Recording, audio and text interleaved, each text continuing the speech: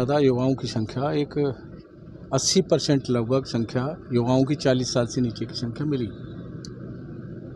बस मन में फिर ये विचार आया कि युवा हमारा देश का भविष्य है, हमारे प्रदेश का भविष्य है, और वो देश का प्रदेश का भविष्य बन पाए तो अपने घर का भविष्य तो है।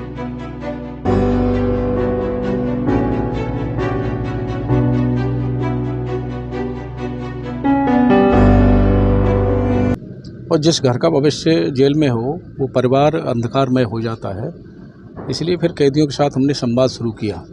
और हालांकि आजमगढ़ में मैं पहली बार आया हूं और कैदियों के साथ संवाद किया।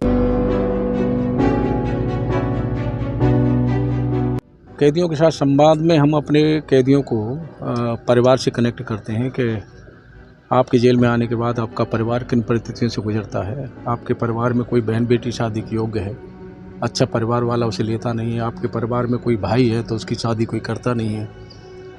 और बंदी ही बताते हैं कि हमारे जेल में आने के बाद हमारा पड़ोसी, हमारा परिवार का रिश्तेदार कोई व्यक्ति आता नहीं है हमारे घर, तो वो परिवार भी एकाकी जीवन जीने को मजबूर होता है। जब इतना एहसास कैदियों को कराते हैं तो कई कैदी भावुक होते हैं, रोते हैं। आज भी यहाँ भी कई कैदी रोए। हमने बुलाया, पूछा भी, तो उसने बताया कि आपने परिवार की याद दिला दी, पत्नी की, बच्चों की, भाई की, माँ की, सबकी।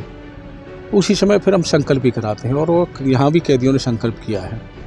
जितने कैदी थे संवाद में, सबने संकल्प किया है कि हम दोबारा कोई गलती नहीं करेंगे। हम मानते हैं कि सब ना कर पाए, 10% 20% भी अगर कर लेते हैं तो एक अच्छा है, और यही प्रयास हमारा है। उत्तर प्रदेश की सभी जेलों को मैं आपके माध्यम से बताना चाहूँगा कि हमने कौशल विकास एमी से जोड़ा है, क्योंकि युवा हमारी बहुत बड़ी संख्या में है। युवा अगर छूट के जब बाहर जाता है, जेल का जो उसके ऊपर एक मोहर लग जाती है, तो कोई व्यक्ति उसे काम नहीं देता। इसलिए हमने सभी जेलों को कौशल विकास एमी से जोड़ा है कि बंदी काम सीखेंगे, बाहर जाएंगे तो स्वरोजगार से जुड़ सकेंगे और किसी के ऊपर निर्भर नहीं रहेंगे। ये भी प्रयास हमारा है।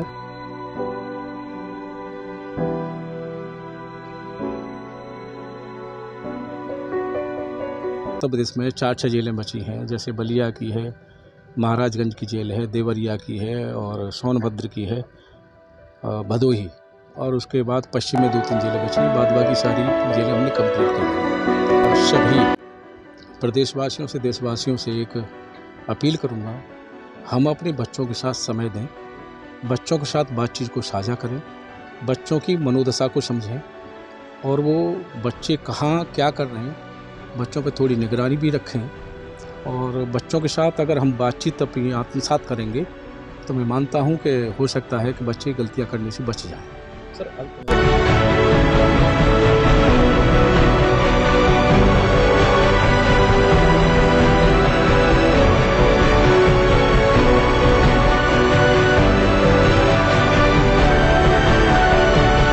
पहले भी पाई गई हैं, आज भी आप देखे हैं, चाहे वो कैंटीन की व्यवस्था हो या बैरिक की व्यवस्था हो, तो इस पर इंस्पेक्शन वगैरह आपने किया है? देखिए, मुख्यमंत्री के नेतृत्व में जब से सरकार बनी, बहुत कुछ बदलाव हुआ है, बहुत कुछ बदलाव हुआ है।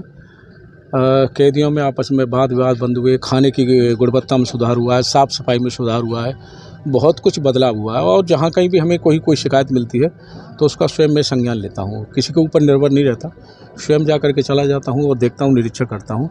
कोशिश है हमारी कि जो बंदी हैं, अनायास घटित घटना में कैदी हैं, वो एक इंसान बन करके बाहर जाएं, ये भी प्रयास है। अच्छा सर, एक चीज़ बहुत ज़्यादा आजमगढ़ जेल में देखी गई है कि यहाँ पे बैरिक के नाम पे जो पैसा लिया जाता है, उस पे किस तरीके से कंट्रोल किया जाएगा? क्योंकि बाहर जो जाते हैं कैदी, उनकी शिकायतें होती है कि 2500 रुपये रेट लगा करके उन्हें बैरिक दी जाती है, और कैंटीन में खाने की व्यवस्था नहीं होती है। इस तरीके की समस्याएं बहुत ज़्यादा हैं। ये आप जानकारी दे रहे हैं। हमें जो बंदी रह के गए, वो उन्होंने हमसे प्रशंसा ही की। 2 महीने पहले की बात है, उन्होंने हमें इस तरह की बातें कोई नहीं बताई। अगर हमारे संज्ञान में आएगा तो उस पर भी हम काम करेंगे, लेकिन जेलों में कोई भी अनियमितता नहीं होने देंगे। धन्यवाद। Thank you sir.